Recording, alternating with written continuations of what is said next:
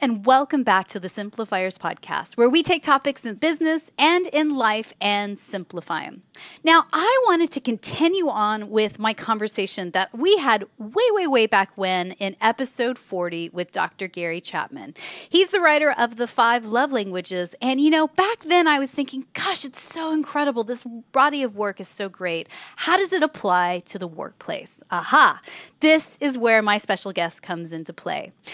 Today, I'd like to introduce to you Dr. Paul White, PhD. He's a psychologist, speaker, consultant, and co-author whose passion is making work relationships work. And he's the co-author of The 5 Languages of Appreciation in the Workplace. He's got 20 years experience assisting businesses, government agencies, and schools and nonprofit agencies all around the world improve staff morale, learn how to communicate better, reduce the toxicity in work environments, and build positive work cultures. So I'd like to welcome to the Simplifiers podcast today, Dr. Paul White. Hello, Dr. Paul. Thank you, Mary.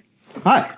I'm so glad to have you here. And, that last episode was such a great one with Dr. Gary Chapman. And I really want to start off by figuring out, okay, first, if somebody's not heard the episode, can you give us a quick recap of what the 5 love languages are? Yeah, and actually the 5 love languages and the 5 languages of appreciation are the same in name, but they look differently in daily life. So it includes words of affirmation, quality time, acts of service, tangible gifts, and physical touch, which some people say, how do you do that in the workplace? But we can talk about that. Yeah, so obviously physical touch doesn't really work in the boardroom, right? But that could be translated in different ways, right?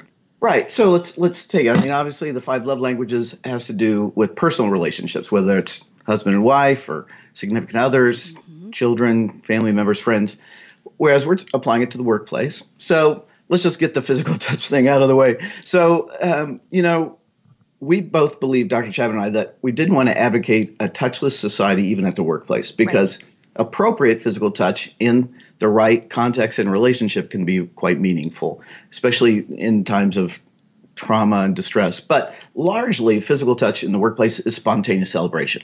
It's a high five when you finish a project. It's a fist bump when you solve a problem. It's maybe a congratulatory handshake when you make a sale. Even a pat on the back can be appropriate. So it's not a huge issue as far as used a lot in the workplace, but it is in some places, and it sort of depends regionally and even culturally, because in some the Hispanic culture or Southern European, Latin cultures, they're more physical, the kiss on the cheeks and all that. And so they're more comfortable with it.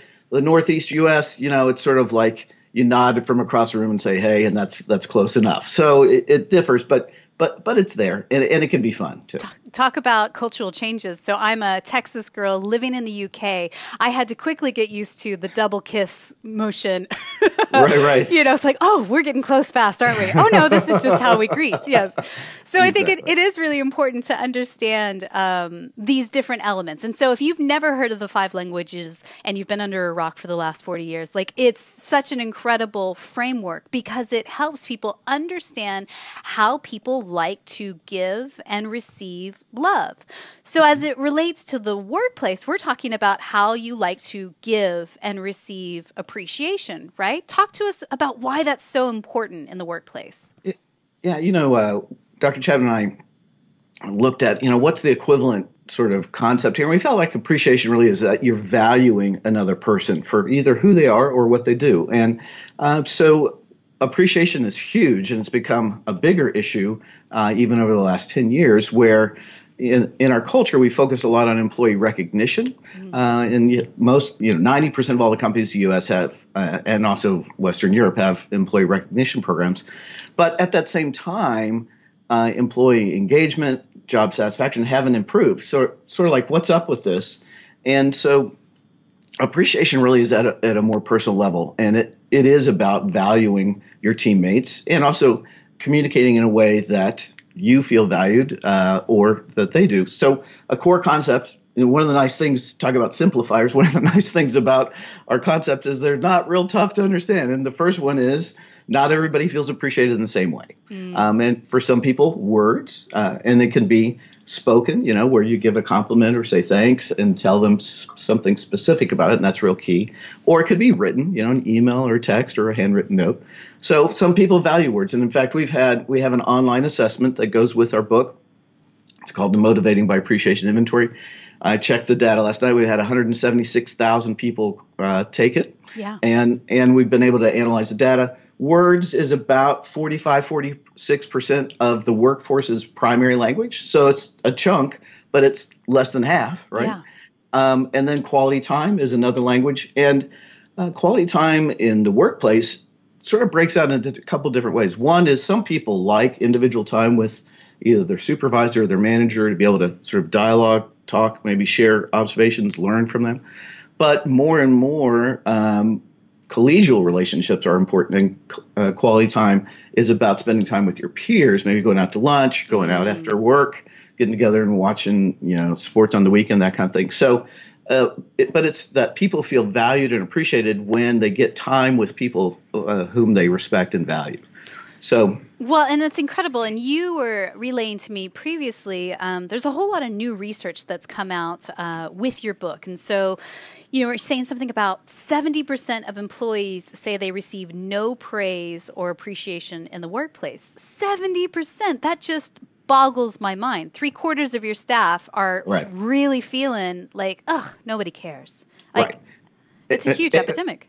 Yeah, well, and what's interesting about that is that they say they haven't heard anything good or positive in the last 12 months, which I'm like, how can that be with all these employee recognition programs and all that? But I think the key word is that they haven't received it. And it's sort of like, you send a gift and somebody doesn't get it. Well, if they didn't get it, they didn't get it even if you intended, you sent it. And the same thing, because people have different languages of appreciation, there's some people, I've had one leader tell me, said, I don't need to be appreciated, you don't need to tell me.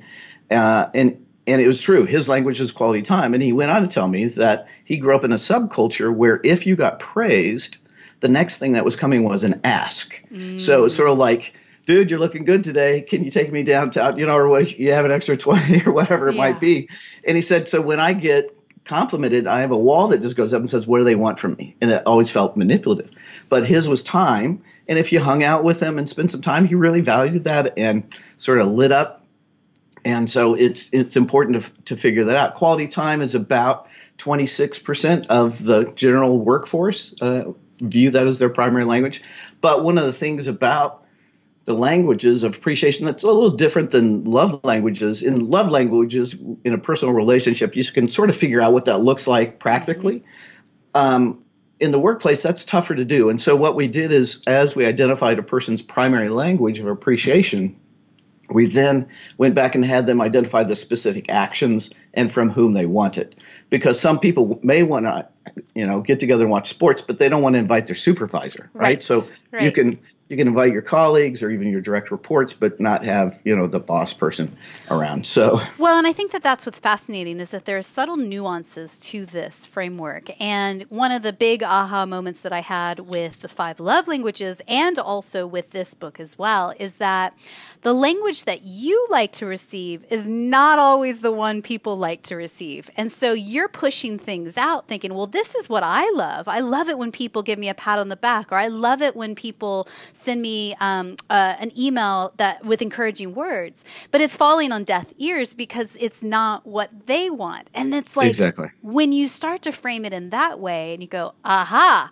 it doesn't, you can't use the same principle of leadership and mentoring and leading your team for every single person. You have to adjust it to the individual and what they actually appreciate, right? Yeah, and when I work with and do training for leaders and developing leaders, I tell them you have to learn how to lead people who are different than you. Because otherwise you have a bunch of little mini yous following around. And you may be great and wonderful, but you have to have different personality styles, different skill sets, different ways of being motivated as part of your team to really be able to serve your clients and customers well. And so sometimes, to be honest, higher level leaders, I know a lot of your audience are, business leaders and CEOs, they have a harder time with that because it's like, this has worked for me. And so even if it doesn't, it should work for you, right, right. Versus accepting, hey, people are different.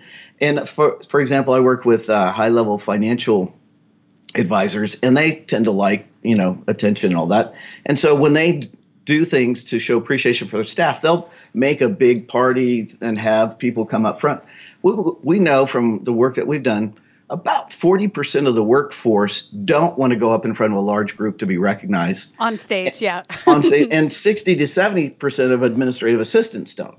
And so they're terrified having to go up in front. He or she's saying, oh, this is great, but they're not connecting. Right. And, I think that all of what you're saying applies and transfers to that small business owner as well. So if you're sitting there going, well, Dr. Paul, that sounds all well and good, but I'm a team of one and I've got a slew of virtual assistants or contractors that I work with. Can you talk to us a little bit of how you could translate that for that small business owner that's maybe working with remote teams or, smaller teams in general?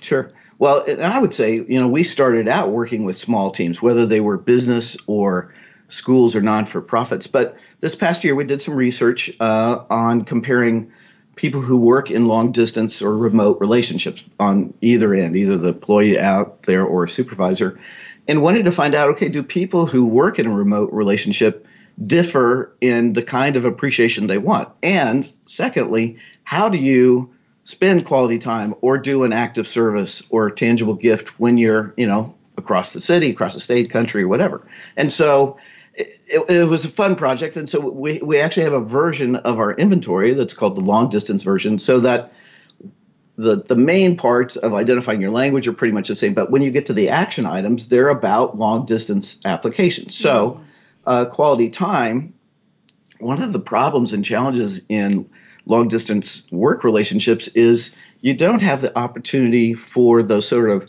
spontaneous interactions, walking in from the parking lot or seeing them in the break room or even walking by their office. And so they don't happen. And so if you're not intentional about it, those kinds of personal interactions rarely, maybe never happen.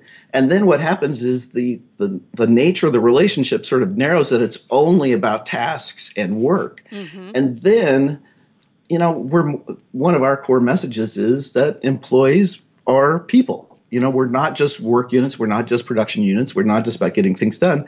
And over time, if you treat people just as a production unit, only getting things done, they start to resent that. Mm-hmm. And that you're only, I only get praised when I, did really well on a project. Whereas, we have other things that are important, whether it's our sense of humor or, our family relationships. And so we really found it and encourage people in work relationships remote work relationships to be able to set aside some time, maybe at the beginning of a conference call, or at the end, or even a separate one, just to have a personal conversation. Say, hey, what'd you do this weekend? Or how did your kids do in soccer this weekend? Or whatever. And so you've got to set aside those sort of personal times. Otherwise, it feels very sort of almost clinical and impersonal.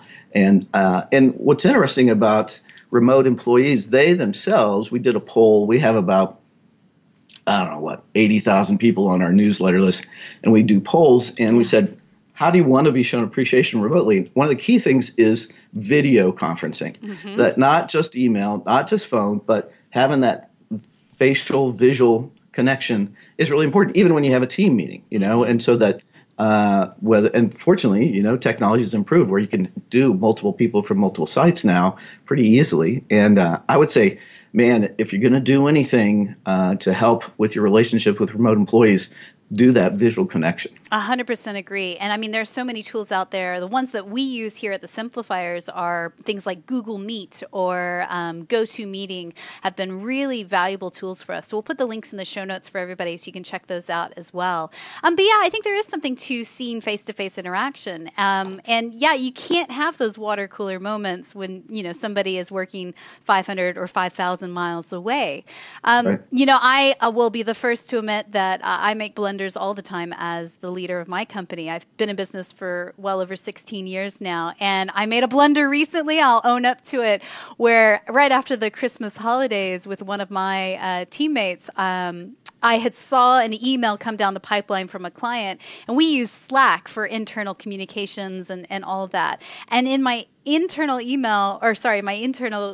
note to him in Slack, I said, hey, don't forget to follow up with so-and-so, blah, blah, blah.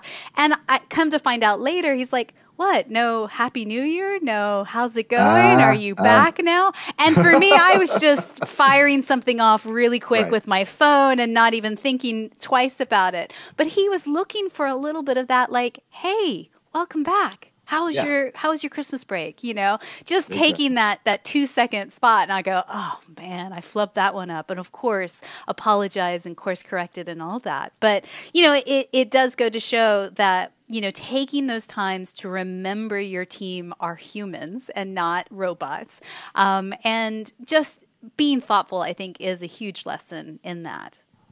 Yeah, and you know, I'm a psychologist, and take that, you know, as positive or negative, depending on what research you're citing. But you know, it's not just about making people feel good. One of the things we've known, in that I cite in the new version of the 5 Languages of Appreciation in the Workplace, I got over 50 research citations in this one chapter about sort of the business case for appreciation.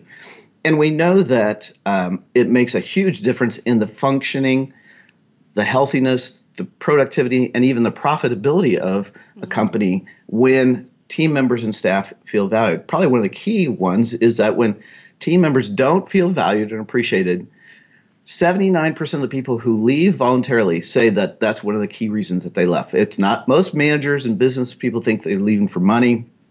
In fact, one survey said that's what 88% of managers think, that people leave for more money. But only 12% of the employees who left said money was the reason. It's more likely to be that they don't feel valued and appreciated. So if you don't want to lose key team members, you got to, you know, sort of pay attention to them at a personal level. But we also know that it reduces, you know, absenteeism in a regular workplace. It decreases conflict, internal conflict. It increases productivity, profitability. Gallup did one survey where the top, you know, quartile, the top 25% of team members who feel valued, or companies that had high valued team members versus the low, were 22% more profitable, 18% more productive. So not only the productivity, but other things, you know, pay attention to that profitability. And it's sort of like, you know, Lencioni's The Advantage, which is a great book, talks about if you have a healthy relationship and communication, sort of emotional status of a company, it gives you an advantage over your competitors who are the same, you know, maybe price point, quality, whatever, but having that sort of soft skill, interactive part that's positive can give you an advantage over those you're competing with. Yeah, and you know, I want to put a point in the map of something you said earlier that ties back into this, is that what seems to be just top down is so much more. It is lateral. So it's not just boss appreciating staff, or, you know, it is more about colleague appreciation as well, not just from the top down, right? Right. Yeah. And in fact, when we first started out, when the first version of the book came out in 2011, we were focused more on managers and supervisors. But fairly quickly, we got feedback from people who say, hey, I want to know how to encourage and support my colleagues, and I value hearing from them. And as, you know, newer and younger employees join the workforce, you know, millennials and Gen Zs, we actually did research last year comparing that, and that collegial relationships are far more important to younger employees. Mm-hmm. You know, in the old days, the saying was, you don't leave a job, you leave a manager or a supervisor, your boss. Yeah. That's less true now, because younger workers value collegial relationships. And if those are going okay, they maybe can endure, you know, a not great relationship with their supervisor. The other thing is, it just felt too weighty on managers to be able to do this for everybody. And what we found is it really empowers everybody to be able to do what they can and support. So, and I've worked with large organizations as well as small ones.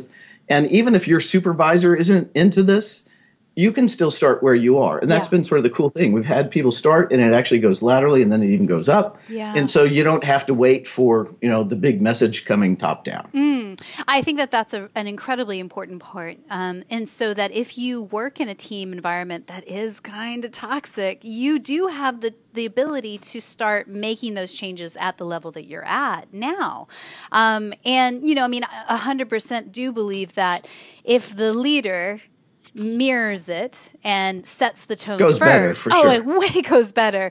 But you're not in a position where you're just can't do anything at all. So you can utilize the 5 languages of appreciation with your colleagues, with your teammates. That especially if you're working on a multi-touch project where you take it and then you pass it off to somebody and then they pass it back to you. You want to make sure who you're passing it to is feeling appreciated working at their optimum pace. All the things, right? Yeah, and absolutely. And on our website, it's appreciationatwork.com, and it's the word at. We have a bunch of free resources, and one of them is a group profile that you can create for your team that identifies everybody's primary language, their secondary, their least valued one, which is sort of the blind spot that you may have we could talk about. But also, it's interesting as we apply this across departments too, or even with your vendors. Customers is a whole different thing that but when I talk to larger groups, who do you want on your team that's another department? You want IT, because if your computer goes down, you're stuck, right. And so you want somebody that's willing to come help you out, or maybe it's facilities that, can help clean up something or fix something broken, or obviously HR and payroll. Yeah. And so it can work. It doesn't have to be sort of a linear organizational relationship. It's, just personal. And that's one of the cool things. It really is person to person. It's not a position to a position. Right. So let's talk about warning signs. So you're leading a small business and you notice that one of your team members is not happy or not hitting deadlines or something's not quite right. Mm-hmm. What can you do to course correct? Well, first, interestingly, as I would go out and teach and train about appreciation, I would have people come up at breaks and afterwards and tell me how bad their workplace was or what a jerk the boss was. So we wound up doing research and wrote a book and now have some training materials on toxic workplaces and dysfunctional colleagues and all that. The warning signs are, negativity, grumbling, silence, passivity, sort of avoidance. Typical kinds of things you see in a relationship. Yeah. So if those are going on, before you try to go the positive route, I think it's wise to say, hey, just share your observations. It's like, don't say, are you mad at me? Because most people are going to say, no. But you say, I just feel like, we've been relating a little differently lately, and I haven't seen you as much or whatever. I'm just wondering if there's something that I've done that has offended you, or I didn't do right, or I should have done and I didn't, and I'd like to make that right if there's something. So you clear the air. I went into a work setting where they wanted me to talk about appreciation, and nobody liked each other and nobody trusted each other. And so it's like, we're not going there yet. We got to clean up sort of the mess first. Yeah. So just. And if that mess exists, the work is not getting done for your clients. Exactly. So it is not something you can just sort of brush under the rug and go, well, we'll deal with that later. Oh, well, we've got a quarterly retreat coming up in 3 months from now. We'll just sort it out then. It's just going to keep spiraling, right?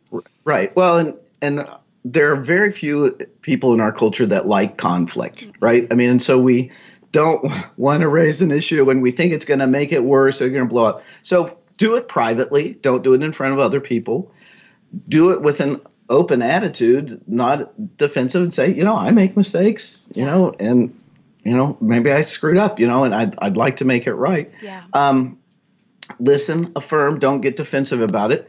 And people, people really value and respect that, that when you own up to a mistake or when you're willing to try to deal with a tough situation. I had a team member that we were having a hard time communicating, and so we talked about it, and it wasn't like resolved all at once, but we sort of taken little steps, and we're doing well now. But if you don't, it's tough. And, it's a real distraction, both sort of intellectually and emotionally, that you can't give all your energy because you're afraid, if I say this, they're going to react this way, or if I don't, and so you want to get it cleaned up to the best that you can. You can't make somebody get over it, but you can, at least offer and extend a hand to try to make it better. Yeah. And, one thing that I've seen in the small business realm is that tardiness is a huge warning sign as well. If somebody is slated to show up at, say, 9:30 every morning, and they keep showing up at 9:45 or 9:50 every single morning, and you've approached them and said, look, this is really important as a core value to our company, but then they still don't, hit the mark. I think what's fascinating is that if you don't course correct that quickly, other team members are seeing that and go, oh, well, she's showing up late. Well, I'm going to show up a little bit later and see what happens. Or the vice versa of why does she get special treatment? I'm here always crack of dawn, all of those things. So don't let it slide. Do something about it quickly, right? Yeah. And 2 points about that, especially the tardiness. One is don't assume that it is a motivational issue off the bat. One of the things that's interesting as I work with companies is that people have lives outside of work, right? Mm-hmm.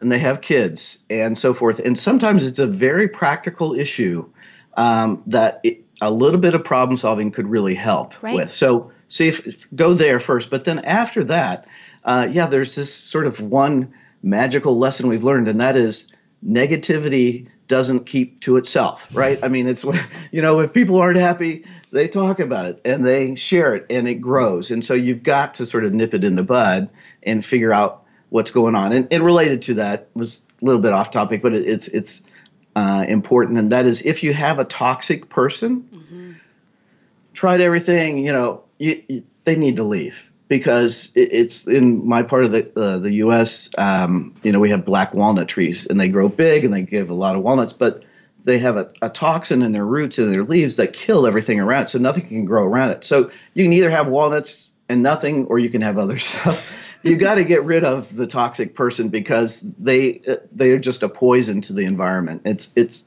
tough, and even lots of times they're high performers or whatever, but you're not going to correct them typically. Right. And I think that's where you have to zoom out a bit and go, wow, if we continue at this pace and nothing gets better, how is this going to affect the brand, the company a year from now, 5 years from now, hitting our targets and quarterly goals as well?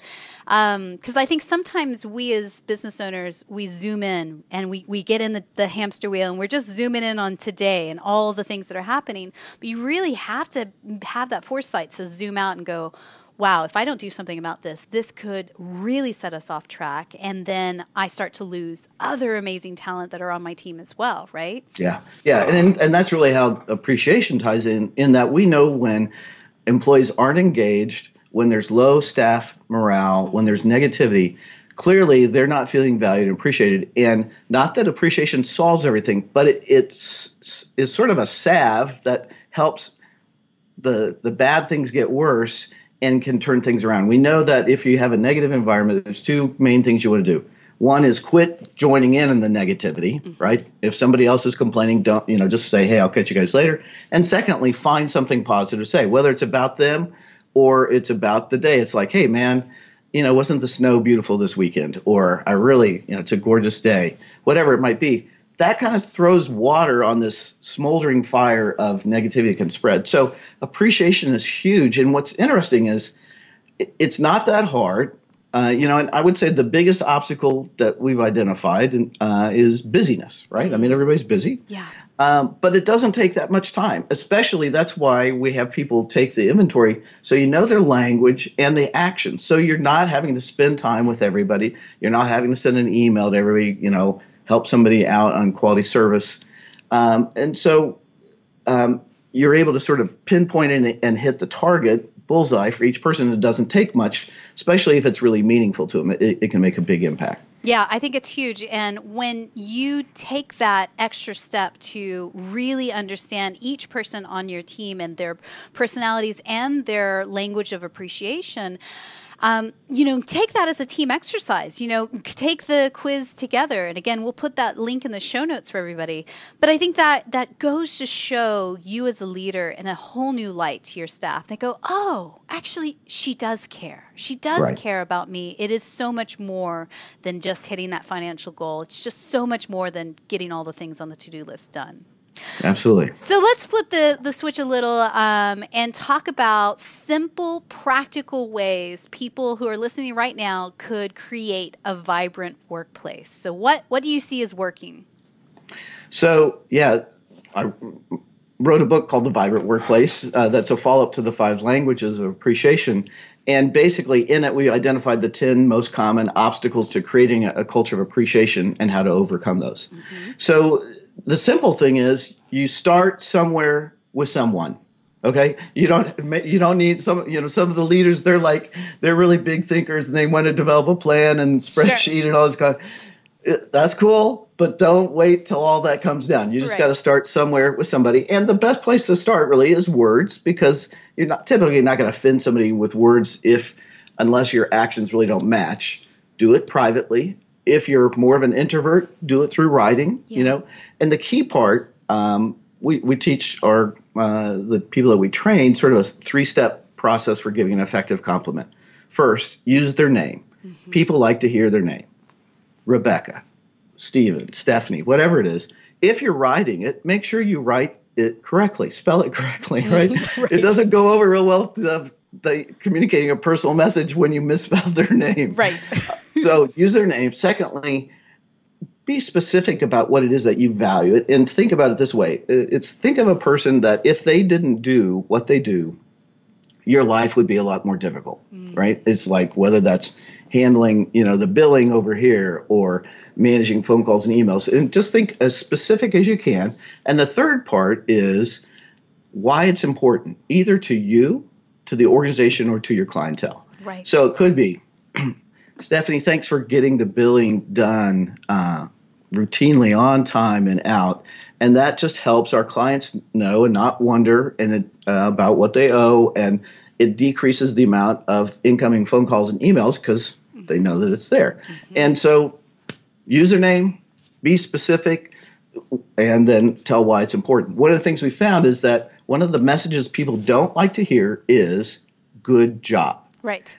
Because it's too generic. It could be, for anybody and I've had some technical people say, my supervisor wouldn't know if I was doing a good job or not because they're not technical, so be specific and it'll go well for you. Yeah. And I think, making it a bit personal and really in your language as well. Like, man, Paul, you really saved me last week. Thank you so much when you did blah, blah, blah, blah, blah. Mm-hmm. I also find with small teams, especially with remote teams as well, doing this in a handwritten letter is very powerful because you write it.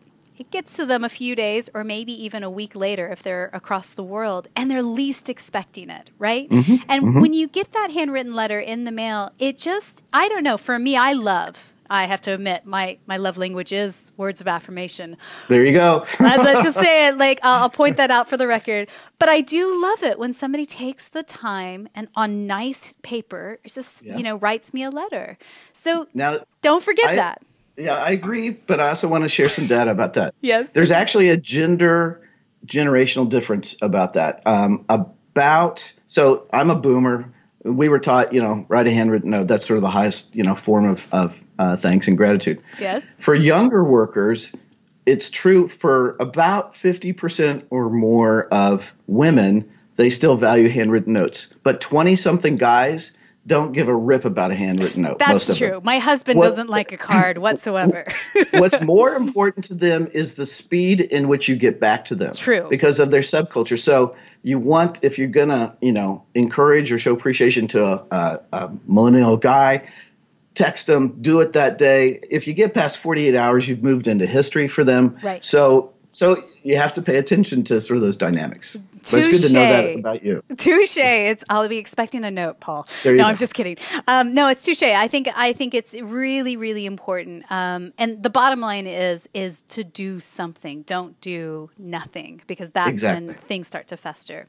So just a reminder to you guys, the book is called The 5 Languages of Appreciation in the Workplace. We'll put the links in the show notes so you guys can check that out. And I highly recommend it. It's an excellent book, very easy read. And I love the research that you guys have added to it, because I think that makes a big difference as companies evolve, as small businesses become so much more viable for so many people who are jumping off the corporate 9 to 5 and sparking out on their own. Having this kind of simple framework really does incredible things to develop yourself as a leader.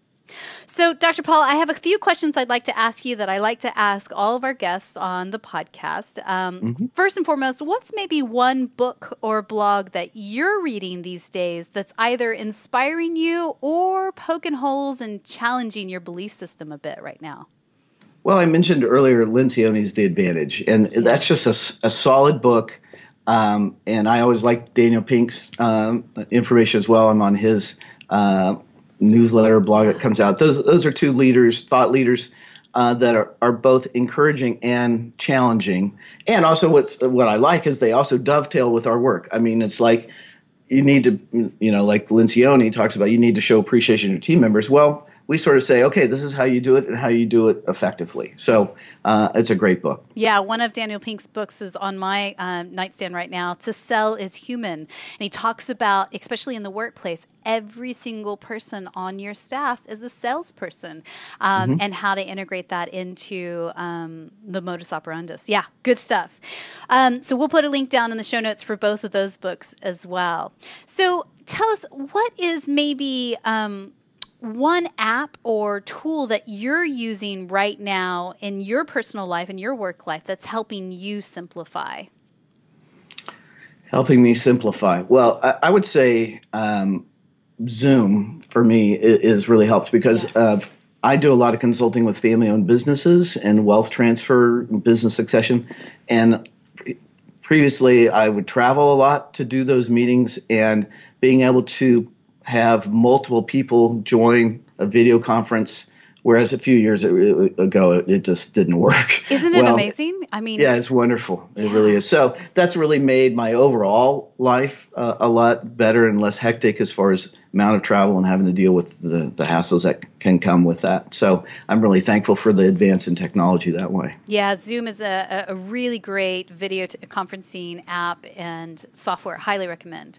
So tell us, who's one person in your circle of colleagues or friends that you know that is up to amazing things and that you think we should interview on the Simplifiers podcast, and why?